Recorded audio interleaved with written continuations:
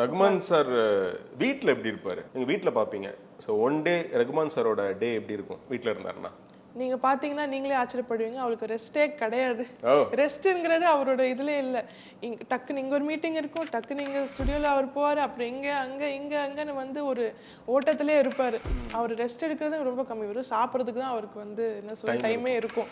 இல்ல ஏதாவது யோசிச்சிட்டே இருப்பார். ஒண்ணு அவருக்கு ஒர்க்கஹாலிக் அவருக்கு ஒர்க் பண்றதும் பிடிக்கும். அவர் சும்மா இருக்கவே வந்து அவர் இன்ட்ரெஸ்ட் பட மாட்டாரு. ஸோ திடீர்னு பார்த்தா இங்க மீட்டிங்ல இருப்பார், திடீர்னு பார்த்தா இங்க பாடிட்டு இருப்பாரு, இல்ல இங்க இதை கம்போஸ் பண்ண, இல்ல திடீர்னு அவருக்கு ஒரு மெலடி வச்சா வாய்ஸ் நோட் அவர் வச்சு இது பண்ணுவாரு. ஸோ ஏதாவது பண்ணிட்டே இருப்பாரு. என்ன என்ன புதுசா பண்ணலாம், இப்போ இங்க என்ன நமக்கு விஷன் ரொம்ப பெருசா இருக்கும் அவருக்கு. இப்போ இங்க என்ன புதுசா கிரியேட் பண்ணலாம், இங்க என்ன பண்ணலாம், அந்த மாதிரி அவரு. ரகுமான் சாரோட வாய்ஸ் இருக்கு இல்லையா?